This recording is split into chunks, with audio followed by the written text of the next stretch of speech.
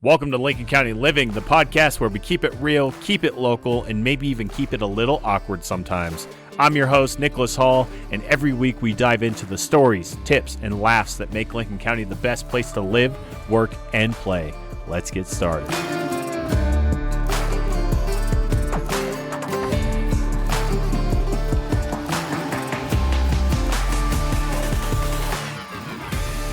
Good morning, good afternoon, good evening, whatever time of day it is that you're viewing this podcast. I'm your host, Nicholas Hall, and welcome into Lincoln County Living, the podcast for the people, by the people. Today, the episode is called What to Expect When You're Inspecting.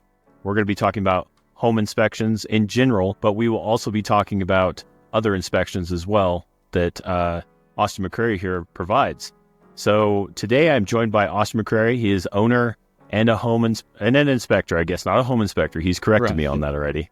But he is the owner. Yes, he is the owner of AMA Inspections, and we're going to get right into it. How are you doing today, Austin? Good, very good. And yourself? I'm doing great. To get things kicked off, we're going to talk about Austin a little bit, who he is, so we get to know him more as a person. Can you tell me a little bit about yourself and your background in home inspections? Austin McCrary here. I grew up in Hobbs, New Mexico, worked in the oil field for a long time as an electrician, did all kinds of wild, crazy oil field stuff there. Got too high on the ladder, I guess, and was in a manager spot, stressful, had 2 children, moved to Ruidoso. Life is great now.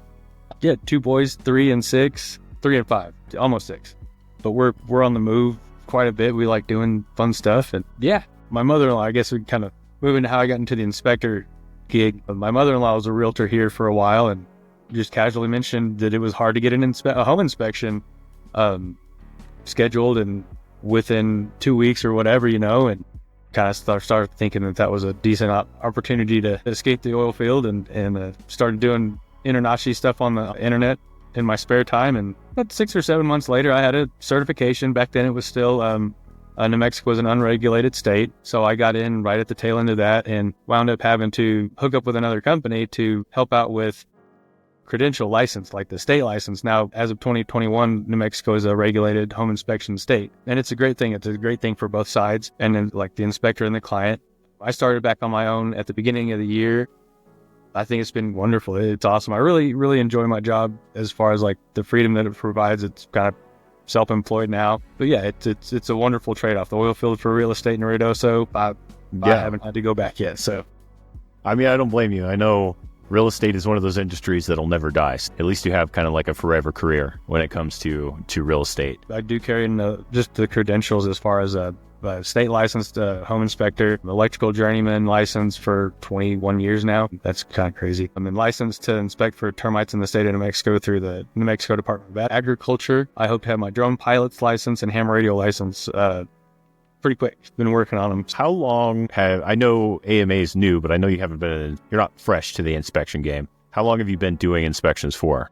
So going on 5 years. We showed up to Ruidoso about right at 2020, right when the pandemic happened, and it was a wild occasion. Moving and then having the pandemic, it was really wild. But what do you enjoy most about being being an inspector? I really sincerely enjoy helping people, and I think that's pretty common through like real estate in general as an agent, whether you're on one side of buyers or sellers, whatever. But you have the knack for helping people and joining people together in some cases, as far as like helping them making educated and informed decisions is basically the ideal of what my job should be doing. And I enjoy it. I enjoy doing that by listening and meeting people where they're at, understanding briefly their situations. Like, I don't need to know your whole life, but like, hey, I'm moving here for this reason, or hey, I'm using this house as a rental property. So that helps me gauge a little bit of how I'm going to perform the inspection, what really to know. Helping people and catering that report to the client, But it's a lot about the people and work relationships, the diversity between clients and real estate agents in different areas and offices, working effectively with people, a lot of different people, lots of talented, great, wonderful real estate agents. They're all out there, and I like to say, I work for the buyer and cater to the agent, or cater to the agents. That's a plural thing because I have the access, working with people.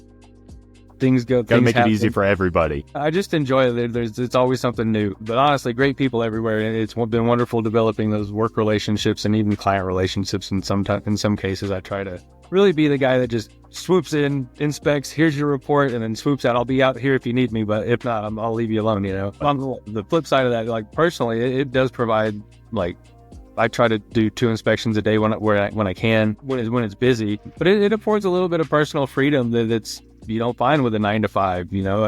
I try to hustle and do work, and sometimes it's like, I don't have anything scheduled today. This is awesome. I want there to be, but it's not such a bad thing, like on a Wednesday, being at home, working out in the yard, something like that. Right. Getting to go somewhere. There's definitely a lot of freedom whenever it comes to real estate. Then it's been very successful. Like, it was very surprising. Like, I think a lot of it's like what you put into it. And then I've definitely tried to, number one, be humble and learn, not try to push it in the door. I'm the inspector here. We're really nobody. We're third party and neutral. I like the position that I take between like I said, I waltz in and waltz out. But yeah, there's a lot of cool stuff about the job. I know people have a misconception pretty often that the home inspector is a big, scary entity and they're just there to make your day bad. But Austin definitely is not that way. I've used his services quite a bit. My wife has as well. He always answers the phone. He's ready to go. He's very detail oriented. He knows his stuff. And he offers a lot of different kinds of inspections. It's not just home inspections, commercial inspections. AMA home inspections is new, but Austin's not. That's the summary that I'm trying to give here. So what services does AMA inspections provide? So besides like the run-of-the-mill home inspection, we do commercial inspections. I've done big warehouses. I've done industrial facilities in the oil field. Kind of go back and taking some pictures of random things and saying, hey, that needs to be replaced, kind of stuff. It's not rocket science by any means, but definitely gets spread around. I try to have a 3-hour window around ruidoso. I get into mold testing, water testing, air quality, like lead paint and sewer scope. So those have been really, like, you can bundle them all together. Sewer scope, termite inspection, which a lot of the times you have to have for a loan to be processed. And the sewer scope, termite, and the home inspection can all be bundled together, and you get a better price on the whole deal. It's been said, I'll inspect anything for money. Like it's more about getting it looked at, but it's situational based. Like, I do a lot of random stuff. Like I can even begin to I inspected several space telescopes in Mayhill. Like, they had some foundational issues. And then they wanted the rest of the facility inspector. This is huge. I mean, you wouldn't believe this is in the middle of nowhere. The research to be the darkest areas in the United States, but there's big, huge telescopes out there, and I got to go look at them and make some recommendations on some stuff. But yeah, very random, but ancillary stuff, general testing. We work with EMSL Labs. They're a huge national laboratory. They do radioactive stuff. I don't handle any of that, but I mean, it doesn't hurt to ask if we can do it, Yeah, because there's a lot. There's services that I've asked Austin for and didn't even know that he did. I was like, it's probably a long shot, but do you do? I think it was asbestos or something like that, and he tests for that as well. The manufactured home certificates are a decent one too. That not all the home inspectors get into. I know some other ones do, but it's a necessary part of the puzzle for a real estate transaction dealing with manufactured homes. And I work with an engineer. To get and he basically signs a certificate saying you need to have this repaired, and after that I'll issue the final certificate. But I do the legwork sometimes and then take pictures and send them over to him, and it works out well for all of them, and we were able to get it done quickly because historically those are just a wrench in their gears, of a transaction. Yes. So we try to get those expediently. We've got a good system down, so that's another one to add in there. From what we gather, AMA inspections. I keep saying home inspections. I'm going to get better at that by the end of this podcast. But AMA inspection services is somebody that you can trust. And I know a lot of people have a distrust when it comes to home inspectors. They think they're just going to pick them apart. And a lot of home inspectors have a bad issue of acting like the home is absolutely falling apart. It's unlivable, even though it's not. So let's go ahead and talk about the role of a home inspector. Okay? Sure. What exactly does a home inspector do? So I like to think I know a lot about a lot, but am in no way a subject matter of anything. I do prefer to be humble in most cases. I do have a lot of education in my head as far as like what a situation is, whether it's air quality or airflow issues, something that you're typically not going to be thinking about when you're looking at a house. I mean, there's a lot to the report just on its own, but as far as like scanning a house and looking for the details, and then I kind of talk about it, I'll talk about it a little later, but pieces of the puzzle is what I'm trying to do. From the very beginning, I've got a box of puzzle pieces, and by the end, I want that puzzle to be done. I know the pieces that need to fit for a proper report is what I'm saying. And it's really top to bottom kind of looking at it. At the end of the day, the name of the game is putting liability where it should be. And that goes for the buyer's agent, the seller's agent, the client, the inspector. There's liability for all of us. My ideal goal is to reduce the liability of major things going wrong with a house down the line. HVAC, electrical, stuff like plumbing. I'm just talking about the big picture. When you know all of those are okay, you're like, okay, let's buy the place now. That's a good feeling. You're making an informed decision. Or, hey, we need to go to the seller and be like, hey, I need some credit here, or you need to repair this there based on this report that I just got. Like, there's some things that I don't want to buy this house until those are repaired or I get credit for. So that's bartering chips is kind of how it's looked at. And kind of touching on what you're talking about earlier as far as like how other people, especially like buyers and sellers, buyer's agent, seller's agent, view the inspector. It's opposite on both ends. You're a, how do they say it? A dream to the buyer and a nightmare to the seller. Those kind of things. Exactly. Yeah, I like to find balance. I think as I progressed in my years, learning balance in all things is a good thing. So trying to maintain that balance of, getting a great detailed report while not pulling up the carpets and tearing holes in the wall. Yes. It's a visual inspection, and it's really hard after the fact to explain to somebody, yeah, I missed that, but here's why. Tons of stuff in the house, this and that. There's any number of reasons why. I really don't try to miss things on purpose, and we will. And then it's a perception of the buyers and sellers too. Like, you're trying to tear it apart, or you're lazy, you're doing a lazy job. Yeah. And a lot of people don't understand that as an inspector, he's not taking out the walls, tearing up the carpet.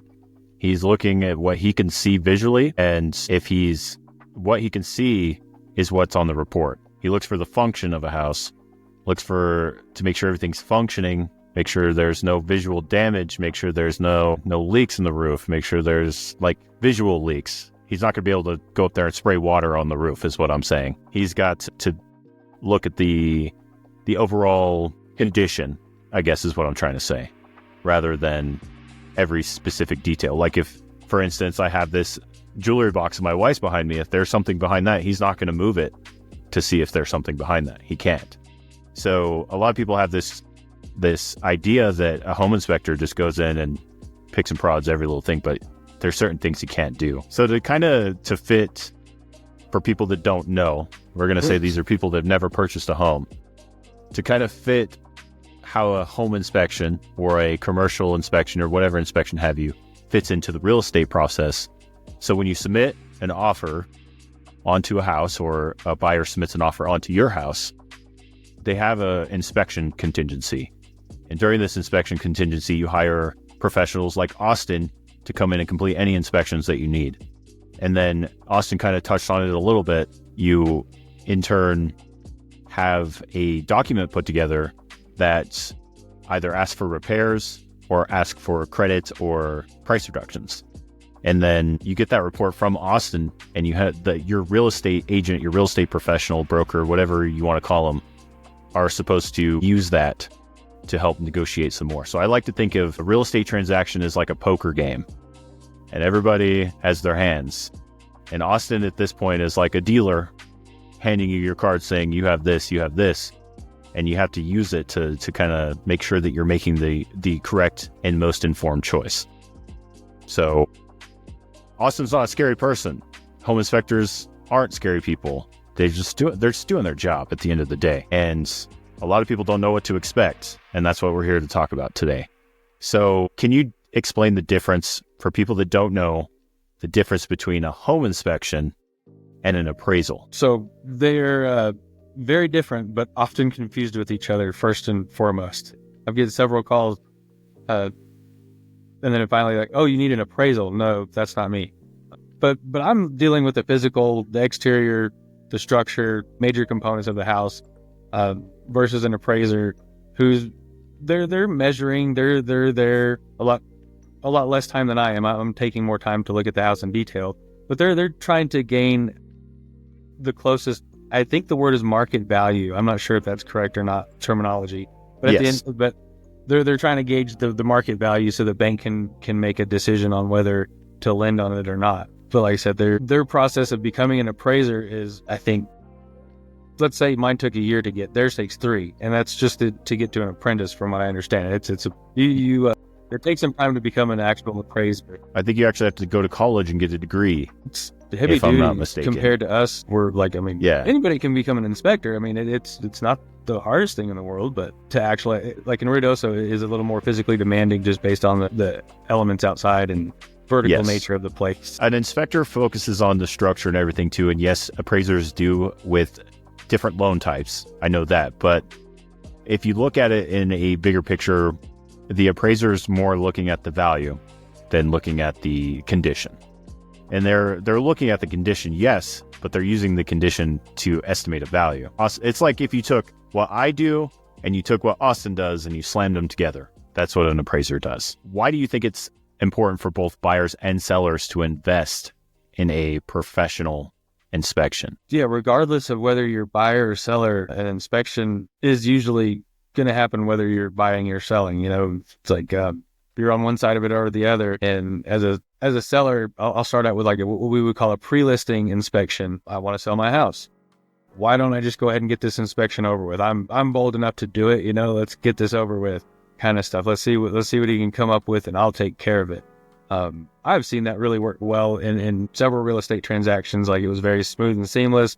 Things were taken care of up front. Quick buyer, everybody's happy. Seller gets to sell, buyer gets a new house. Yeah, and on the buyer side, it's just your due diligence. You're about to make probably what normal people usually assume as the biggest transaction of your financial decisions of your life. A $400 inspection isn't going to be detrimental in the grand scheme of things looking at the house. So it's due diligence, and again, putting liability where it needs to be. Like, you want the risk of something going wrong with your house on the inspector versus your pocketbook. That inspector has insurance. Exactly. That inspector has a warranty. That he may just be a decent enough guy to come and try to make the situation better, if there is one. At the end of everything, when you're closed and moving in and realize, oh no, there's a problem, and that inspector should have caught it. Yes, maybe he should have, maybe he shouldn't have. So, or she. I know several women inspectors, and I know people. So getting a professional inspection is you're weighing the different choices on the scales, the pros and cons. Getting a professional inspection is definitely going to outweigh the cons. You want to take care of issues before they happen. So a home inspector is going to come in. He's going to tell you the issues. You can address them before it's even in your name. It's even your house. And if there's a potential issue that could come into fruition later down the road, Austin is most likely going to tell you, hey, this is going to be an issue later. You need to get it fixed. So it's like, if you do the inspection on your own and you don't hire a professional, there's a lot of stuff that's going to get missed. And the sellers are less likely to take a buyer seriously if they just come in and say, well, I saw this, I saw that. If you have a home inspection, you have the official documents. Sellers are going to be a little more lenient if you need repairs or you need a price reduction or credit or whatever it is that you're asking for. It's kind of one of those things, you're spending nickels and dimes to have Austin's services when it comes to the price of the actual home. Because Austin's services are going to help you save money. Because I know, for instance, this is a prime example. We bought the house that we're living in right now, and we didn't get a chance to get a home inspection because this property is a foreclosure. And we actually were told that the roof was new. So we believed them, and we didn't have a home inspection. And come to find out the roof is not new. And then we've had several leaks in the house since then, but we've fixed and we've corrected. But if we would have had the chance to get a home inspection, we probably would have caught those issues before we even purchased the house. From my experience, get a home inspection when you can. Get an inspection on anything that you need an inspection on, especially when it comes to sewer scopes. It comes to termites. It comes to mold. That one's very important as well. It's an investment. That's the way to look at it. It's not you purchasing. It's an investment that's not going to be wasted. And if it comes back clean, like Austin said, peace of mind. You don't have to think about it anymore. So Because there's some houses that'll come back with a clean inspection, and it's always nice when that happens, but it's very rare. I don't always want to be a salesman, but that was pretty good. You don't have to be. Like, it's just, I hate to say common sense, but I think due diligence is the word. And that's, I mean, due diligence is the word. If you don't do this, it's on you, you know, sorry. You should have had an inspection. I didn't have an inspection on my house. And it's in the contract. Kind of upset about it. There's nothing I can do in the contract. Yeah. I mean, 2020 when we came, I mean, there was a lot of reasons. And then, you know, I can give reasons why inspections can be sideswiped. 2020 was like a Shark Tank for real estate. Everybody, buyer, you know, like, we don't need an inspection. I'm paying $40,000 over the market or over the asking price. You know, this is my house. You know, yeah, I'll take care of it when the time comes. It was a weird time. In today's market, though, definitely don't skip it. If you absolutely can't, I understand if you can't afford it. If you're spending your last dollars getting this house already, I get that, but if you have the opportunity, do it, no matter the situation. One thing to insert right there for AMA's sake, we do offer buy now, pay later. In some cases, I'll do pay at closing, bank transfers, checks. You know, there's multiple different ways of paying, but the buy now, pay later offers you the chance to, especially like if you're tight on the credit, you don't have to put anything. It won't show up on your credit report until after closing. Like, it's set up like that. So it's helpful for some buyers, especially like when you start bundling the sewer scope. I mean, a typical, you know, the trifecta is what I call it, the sewer scope, the termite, and the home inspection. You know, that can run up to $800-900, and that's me giving a good deal. So yeah, it can run up there. And it's just for information, the typical home inspection is based on square footage. That's how we usually make our estimates and stuff. So it's anywhere from like 20 to 30 cents, somewhere roundabout in that area. That's a great thing for me to keep in mind as well. You just kind of educated me on the buy now, pay later. I know that there are some buyers out there that'll use that, though. I think that's a great opportunity for some. So that is something to keep in mind. So let's go ahead and talk about preparing for an inspection. We're going to talk about sellers, and we're going to talk about buyers too, and how everybody in the situation can prepare for an inspection. And I think even talking to a real estate professional about how to prepare for this inspection is also good as well, because they're going to walk you through the negotiation processes. But I think hearing it from a home inspector is also going to be beneficial for a lot of people. So what should sellers do to prepare their home for an inspection? I know I'm going to say right off the bat, don't hide anything. That's my first thing. Do not hide anything. Yeah, that's the name of the game. That's the ideal situation. I use the word ideal a lot, but as a home inspector, I have I wouldn't call it an odd vantage point, but it's a unique vantage point to be able to see in a transaction. You're not trying to pay attention to this like on purpose. You have really no financial or personal interest in anything, but you get to have a minor glimpse into the transaction and what's going on with it. So, like, I mean, your sellers start there. And what they can do to prepare for a home inspection is ideally they're gone and the house is empty and I have it all to myself and I can just put my earphones in and run around and get my job done. But to me, it doesn't matter. I want to meet you where you're at. I am intruding into your area. Sometimes people are in the middle of a really stressful move and a bad time in life. I don't want to add to that stress. As a seller, I would just encourage a semi-clean place with a dog poop cleaned up in the backyard. And if you're comfortable leaving, that's great. But if not, we can work around it. But the one thing where I do kind of draw the line is if you're a seller and you want to hang over my shoulder and understand every little thing that I'm doing, you need to pay me some money and you need to sign some documents. That's kind of joking there, but it's my job is to not disclose anything to that seller. If you're a seller and you're kind of hanging out, I'm not like trying to avoid you, but at some point I'm like, hey, I really need you to kind of leave me alone and let me do my job at some point. I've had to do that twice. In a nice way. 1,000 inspections. Like, it's not a big deal, but it's an implication, I guess. Most of the time, the sellers, they'll tell you everything that they want to be upfront. It's wonderful. They do my job for me. Wow. Thank you. You know, like, but again, like you said it up front, sometimes, unfortunately, the opposite of that happens. And people were really just painting over stuff. I don't need to go into detail. You can insert your own scenario. However, it's the worst of the worst to whatever, you know, but, it happens and it's not right. It's not great. And I think that, things happen for a reason and they're going to have a hard time selling the house. So it's good for sellers to be prepared and not, the main thing for me is like, don't cover up anything. it's going to cause more issues, especially if Austin finds it, because he's going to. He does. He'll find it, and then you're going to end up in more trouble. Nicholas can correct me if I'm wrong, but it is illegal to intentionally not disclose something. It's like it's not legal. It is in your contract, and it's called an adverse material fact. That's anything that you know is wrong with the property. And if you incorrectly disclose information or you hide something, don't say anything, and then it comes up later, you can get in a lot of trouble. It could be a big legal issue. So just keep yourself safe. Do like Austin likes and do his job for him, and make sure you tell him, what you know is wrong. And he can at the end of the day, it's scary, yes, but at the end of the day, it does come to a resolution most of the time. Then I would never ask that, like, to a seller. I would never ask, hey, I need to know everything wrong with your house. So I think, given a particular situation, I'll be like, hey, was there ever a roof leak somewhere? And I'm not like trying to like be FBI person trying to investigate with the flashlight in your face. Tell me where this leak was, No. Yes. I'm in and out. It usually takes about 3.5 hours to get an inspection done. Yeah. And I mean, that's a fair question to ask people, and it should be on their property disclosure before you even show up to the house anyways. But at least that way you know what to expect, you know what to look for, and everything like that.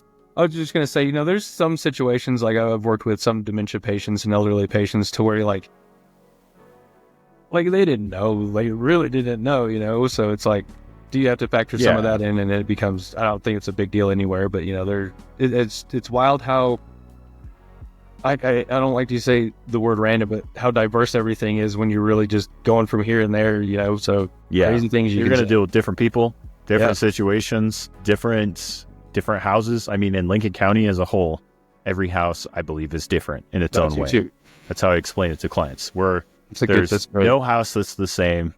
They're all going to inspect differently. You can even have a brand new house and still have issues with it. Buyers should have a mental or physical list of concerns to relay to me beforehand, and they should feel empowered to ask questions and be a part of the inspection if they like. Like I said, it's important to meet people where they're at. Yeah, absolutely. And I move fast. I'm kind of how do you say it?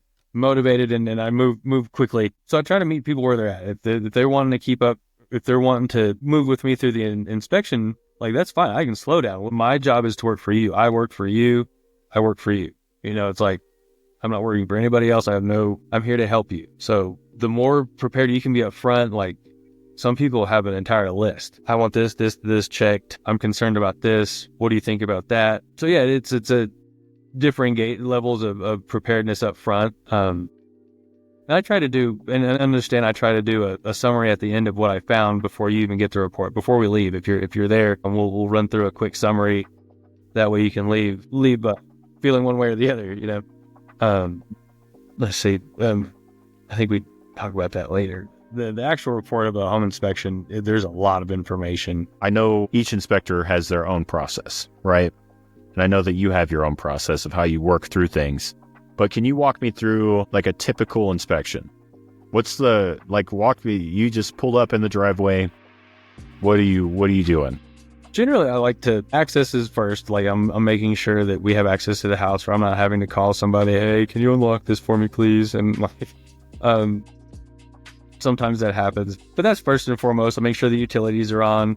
Do a brief look in the interior, kind of get to know the place, and then start back on the outside, get my ladder, get my impact driver to the electrical panel, maybe take the panel off already, take the cover off the electrical panel, and find water heater, crawl space, attic accesses, assessing things as I go, bouncing back and forth. It's really kind of, I wouldn't say chaotic, but there's less sanity in the beginning of the inspection than later on once you get to where you get your phone. I use my phone, but start taking pictures and inputting data into the report. I like to start on the rear left corner, go all the way around the house, maybe go around twice, whatever, get overview pictures, hit the roof, attic, crawl space. Then next I'm looking for the utility, like the HVAC, water heater stuff, then the electrical panel, and then kitchen appliances, plumbing, which involves sinks, valves, toilets, showers, bathtubs, bidets, showers, tile. There's lots of stuff there. And then it's kind of check the function of everything with a thermal camera. I'm looking for the differential and the air conditioner, the heat from the heater, water temperature, just anything that heats and cools. I'm looking to make sure that it's properly functioning. Bigger houses have multiple systems, so that takes longer. I mean, you're trying to differentiate systems and make sure, yes, this is that one, that one's this one. Just really trying to do a good job in the report to be detailed that way. Be detailed when you're there, like have some discipline, and it takes some discipline to sit there because you want to keep moving. But I need to input this data correctly, and I need to input it now because I'm not going to do it later. I will forget. And that's bringing more sanity into the report process. But there's a lot of things going on, especially if you've got clients there. Like I said, I always love for clients to be there. That reduces my liability, especially when they're telling me their concerns, when the seller's telling me everything that's wrong with it. That's ideal. That's awesome. I can make a good report. Everybody's happy. I try to notate nameplates on the major appliances. That way you can go back and look. This is a 2016 HVAC system, or, this oven's from 1902. Need a new one. Those kind of things. It was original with the house back when it was built in the 1800s. Yeah, exactly. Minor cracking around the outside. Exactly. So I know of some of the tools that you use, but we'll go ahead and tell people about them. I know that you use a drone, correct? And then you also have it's like a rover almost, right? Mm-hmm. Like a little RC rover that goes under the house and takes pictures too. Yeah. Are there any other tools that you use, or are those kind of your main ones? That thermal camera really comes in handy. I mean, it can find phantom leaks. It can detect insulation anomalies. Like I said, it makes a really nice report. It overlays the actual picture with the thermal picture and then gives like a high and a low and then the center point. A lot of the inspectors, they have the handheld laser thermometers, and those are great. They work, but the thermal camera is great. Thermal camera does that too, right? Checks the temperature. Yeah. So it's like an all-in-one kind of tool. Yes. Yeah, I mean, it's very cool. Handy. And with the rover, did you build that yourself? No, my buddy Luis in El Paso, he was great. It's a kit, and you put a GoPro, it's lithium ion. I think I've helped him beta test some a little bit, and I've done a lot of my repairs. It's actually broken right now. We're working on trying to get a different camera put on it. But yeah, I use it a lot. I break it. I have to fix it. You can definitely tell my repairs versus his. He's a lot better. I mean, it seems like you use it quite often. I do. I mean, it's one of those things. That's a big difference in other places in Ruidoso's crawl spaces. You don't have to crawl under there. Why not? And I do crawl. It's like, that's kind of the idea is I don't want to get complacent. That's personally my fear, and then things I work towards is not being complacent. Like, I'm just running into this crawl bot under here. Everything looks good. Drive out. No, that looks kind of suspicious. I'm going to crawl under there and look at it. I want to take shortcuts in these inspections because, one of those times that's going to get me in trouble. Like, whether that ruining somebody's day or getting sued into oblivion, and whatever that looks like. Exactly. But no, that crawl bot, the safety is the other thing on as a home inspector. We're going into rural or urban areas where you could just get, blasted, walking into some place. There's the initial danger of what's this guy? I don't ever see people walking around houses all over the place. What's he doing? Go over there and beat him up, whatever. I don't know.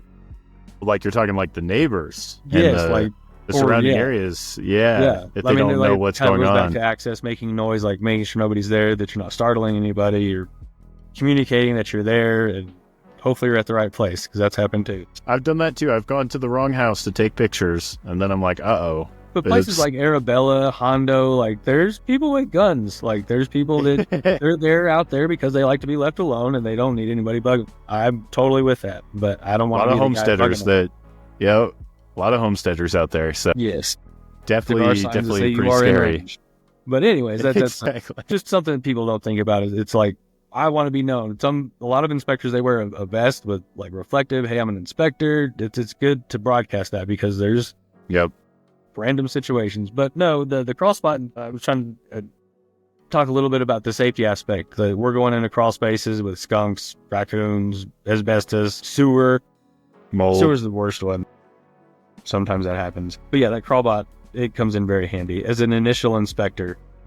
Yeah. Flush anything that's in there out, but no, it's wonderful. And I think more inspectors should utilize them where they can. They're becoming more available now. Yeah. And the drone that goes up in the air, I like to use for like higher end houses. I'm really not technically supposed to be utilizing that drone for monetary purposes. So what I do is I like this house. It's a nice house. I'm going to take a picture with Sierra Blanca in the background. It's still recreational for me, and I'll put it in the report, but I'm not necessarily utilizing the drone to do the report in a sense. It's for fun. A question that's kind of off script here that I want to ask you is, what is the craziest thing that you have found in a home inspection? Most recently was a decapitated Barbie head in a refrigerator of a house that somebody lived in. I mean, they were functioning out of that house, and it was just really weird to open that up. Like, I'm not going to freak out, but that's weird. I have a picture of it. I'll send you, but yeah. Other stuff. So you're telling me somebody put a decapitated Barbie head inside of a fridge? I wonder if they did that on purpose for you. I don't know if it was for me or what, but it was odd. Very odd. Yes. That's pretty hilarious. What are some of the most common issues you find during a home inspection? Minor cracking, whether that's drywall, concrete, brick, stucco. A house 5 years old is susceptible to cracking, especially in higher altitudes such as Ruidoso or Alamogordo, where it's just a desert. The UV is going to cause things to crack. I said those usually they're minor, and our report says, seal them, monitor them over time to make sure they're not getting any worse, but not making a big deal of it. It's going to happen. Every house. Especially where we live at. In the mountains. Yes. In the mountains, we get a lot of settlement. And it's not a scary thing. It's just how the mountains are. That's like I try to buttress those comments with pier and beam. It is a vertical support on a beam. So it's designed to settle over time, and it is designed to be repaired by shimming up. So it's a pretty easy fix. Bigger houses have bigger complications with foundation issues, but at the end of the day, those repairs are pretty straightforward, whether they're complicated or timely in cost and labor. It's more hard to find somebody to do it than to get it done. Usually that's in a crawl space, right. And it's uncomfortable. But no, clogged gutters, drainage issues, GFCIs not in bathrooms, the garage doors not self-closing. I mean, I have a little list. I always put those, we use pre-canned comments in I say our, and it's just me, it's not plural. The comments that I use the most are at the top of the lists. They're always checked. Yeah. Drainage issues in Lincoln County are usually more of a bigger issue, but definitely, Would you say that's right off the bat, you don't even have to look at it. You can walk in the front door. I know I'm going to have this, and this that's going to be going on with this house. So yeah, there's definitely commonalities that make complacency kind of get a little easier, and you try not to. You want to test. We're required to test a subjective number of windows, a subjective number of receptacles. I generally try to do the ones I can see, the ones that are exposed. Like I said, I'm not climbing over people's beds and going through cabinets to find the receptacles and stuff like that. So no, we're doing our best. So a question on those commonalities, as you called them. Would you say that you expect certain commonalities depending on the age of the home? Definitely. Okay. Would you expect those as well if the certain type of home, like if it's a site built, it's a condo, it's a manufactured housing, a duplex, whatever have you? Would you say that those commonalities come out more in certain types of homes? Yeah, I definitely think so. I mean, it's, hey, I know there's not a water softener. Hey, I know I'm in Ruidoso or Capitan. Hey, I know this is an older house and I know nothing's been repaired. All of these valves are going to be corroded. So I can generally, that's another good term for a home inspector is a generalist. We're making generalizations. We're not going to take a picture of every little valve or every single valve there's in the house. We're going to say, we're going to take a picture of 2 or 3 of them and say, there were multiple locations of this. Get you a plumber over here. And, if he was to take pictures of every single thing, it would, for one, overwhelm the buyers. And in turn, it would overwhelm the brokers, the agents as well, because then they got to talk their buyers off a cliff. There's got to be a balance. So what would be an example of a red flag? What's a red flag for you when you're doing a home inspection? Like, what's something that you're like, this absolutely has to be fixed right away? So, like actual structural concerns, electrical issues where you're seeing like this thing is glowing, you understand that there's just a severe electrical problem. Windows not in a bedroom. There's a lot. I see a lot of that in Ruidoso versus everywhere else because people are converting their downstairs or crawl spaces into rentals or extra sleeping space. But egress issues, emergency, safety, those are all big red flags to me. Gas, not necessarily, and sewer plumbing, I mean, that's not necessarily safety, but that's a red flag that needs to be cleaned up and repaired and cleaned up. And that's like biohazard, need to disinfect it kind of stuff. But I also started thinking about understanding where multiple minor issues can ultimately add up into a major concern. So that goes back to, hey, I've got a box of puzzle pieces.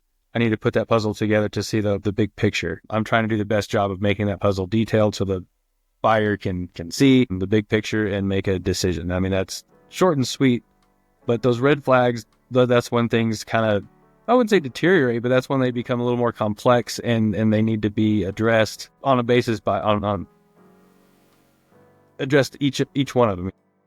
Yes. And I completely get that. And I think people are going to understand that too. If you have, 10 minor problems, they may not cause issues now, but later down the road, they may cause you one big issue.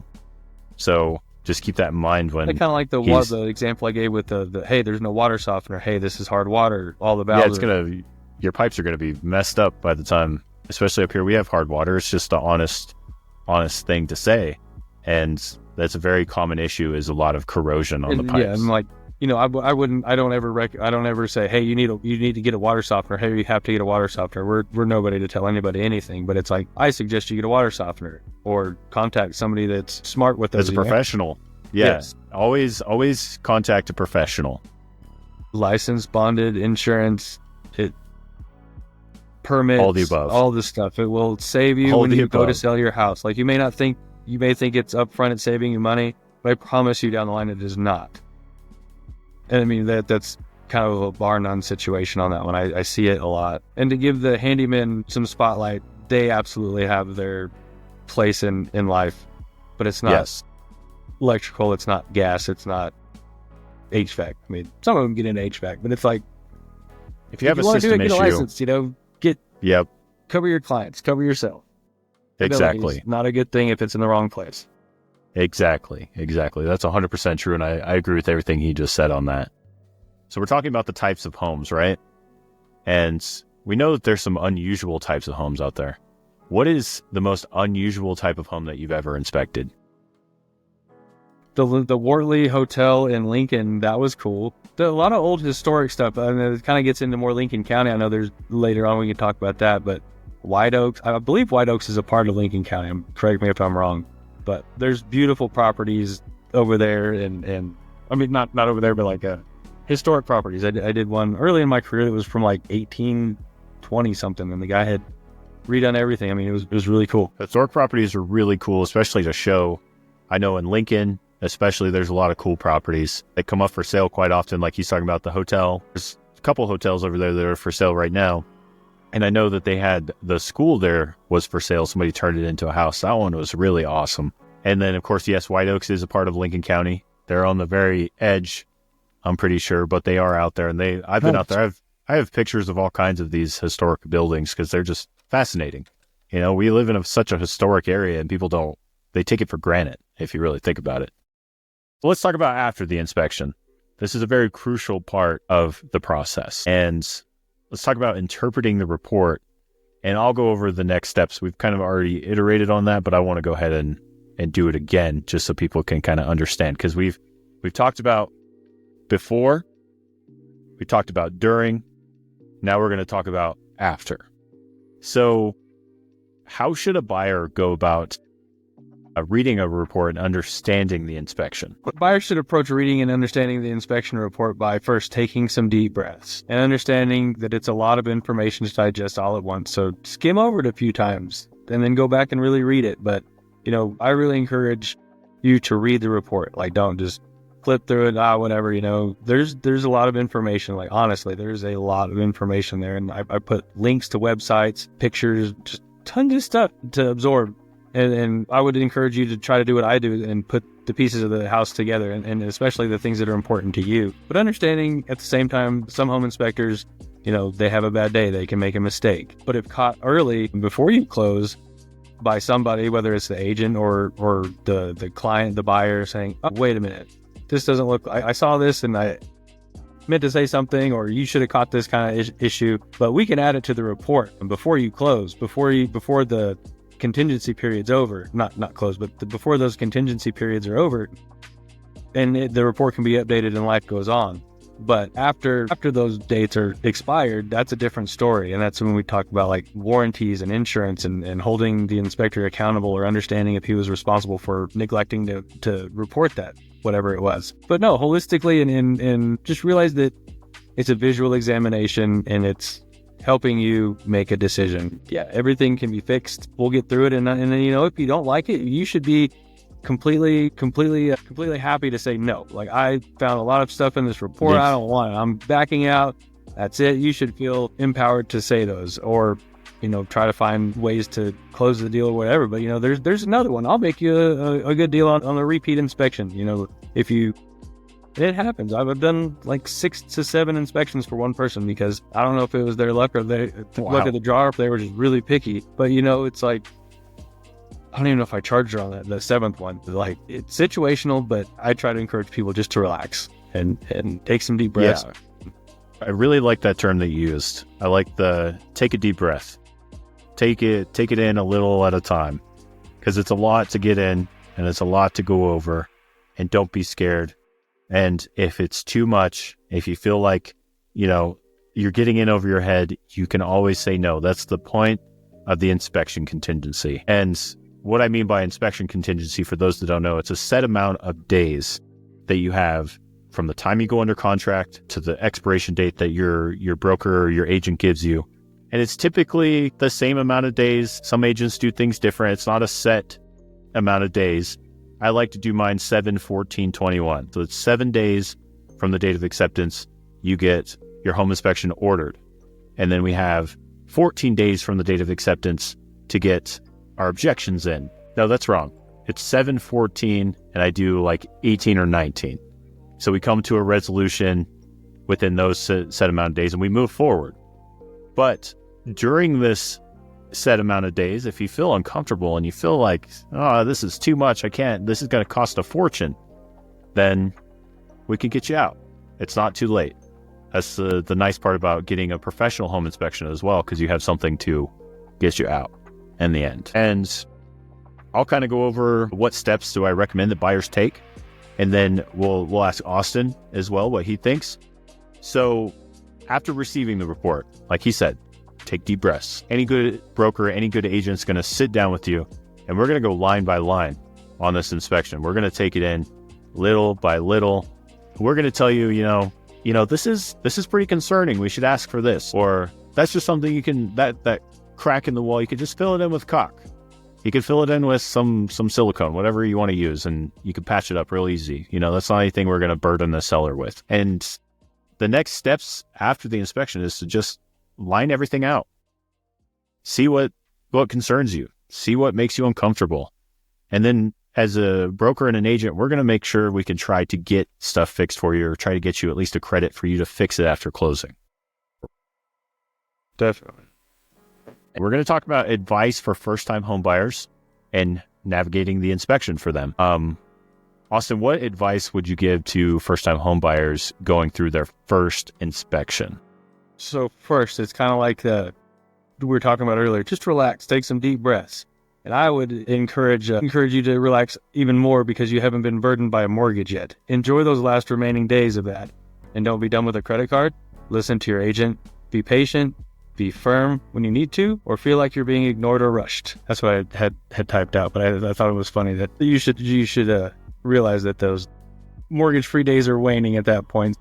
Grow up. You grow up quick. When you get a mortgage, it will really do some damage if you're not prepared to handle it. And then you should be educated of those adverse consequences as well.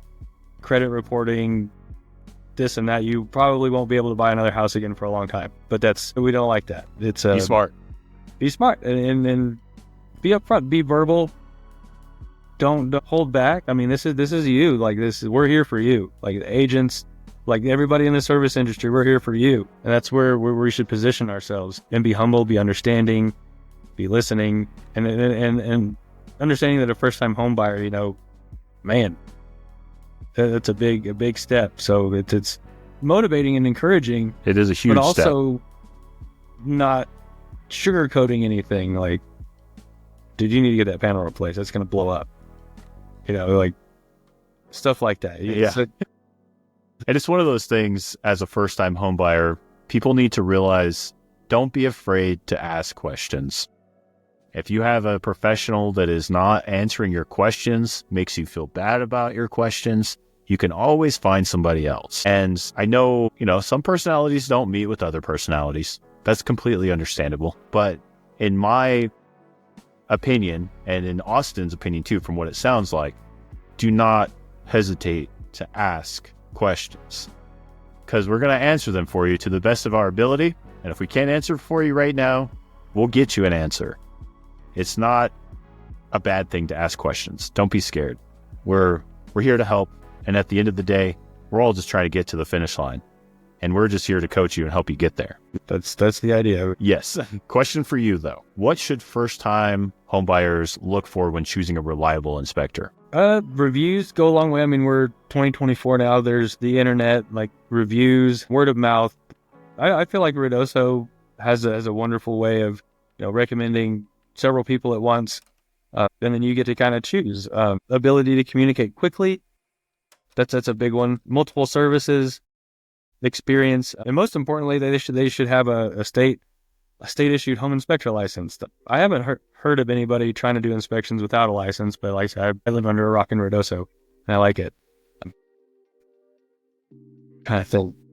And I mean, that's not a question that we typically ask home inspectors, because Sure. we just automatically assume that you guys are licensed. So I guess that's something that even I should start asking.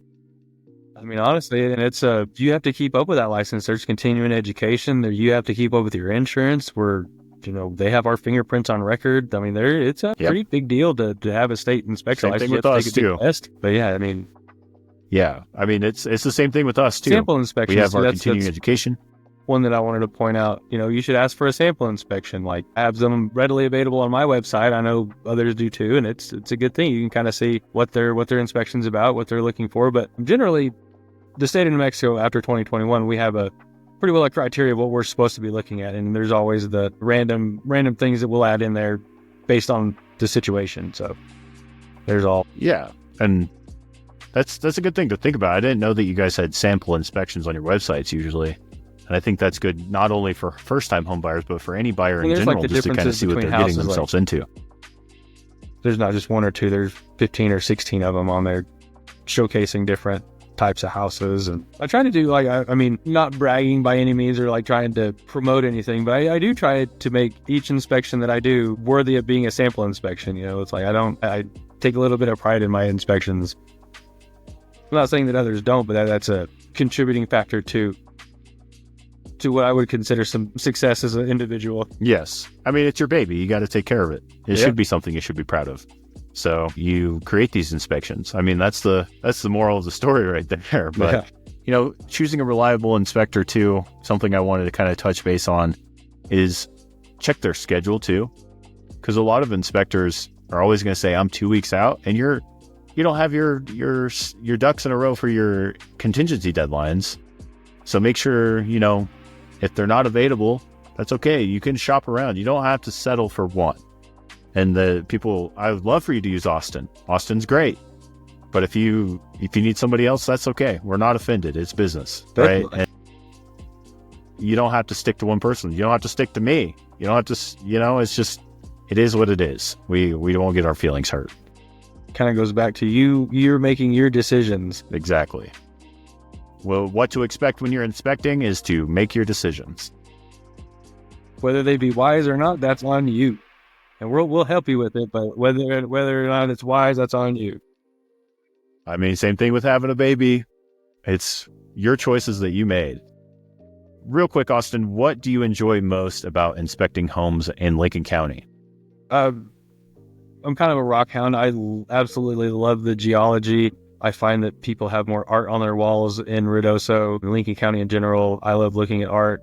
I love the history. I love the views.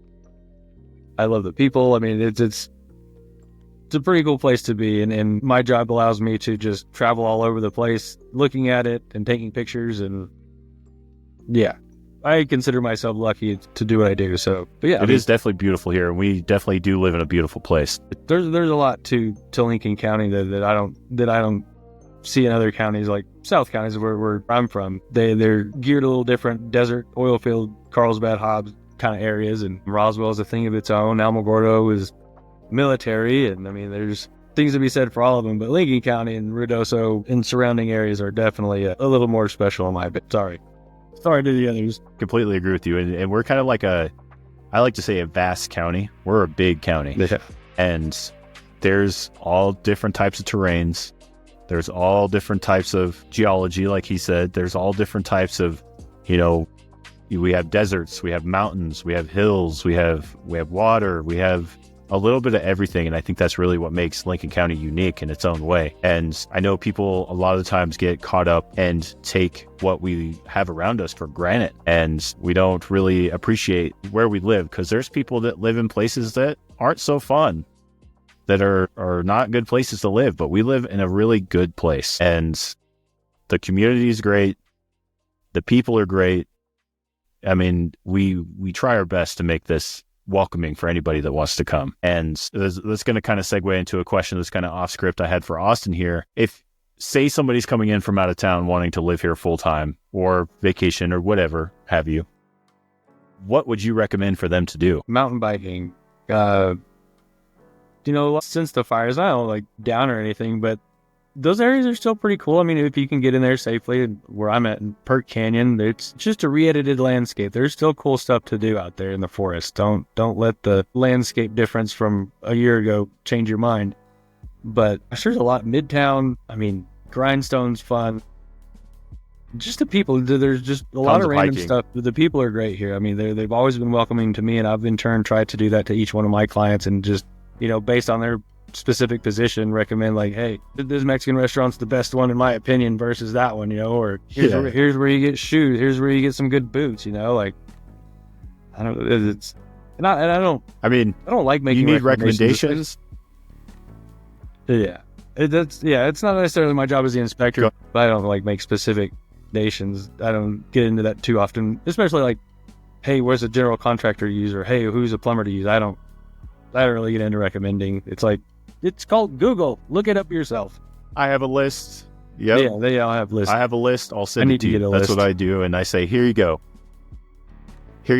Take this list. You choose who you want to use. Because, we all have to live together, And in reality, Lincoln County is kind of like a family, and we all have to live together. So we're going to end up seeing each other again.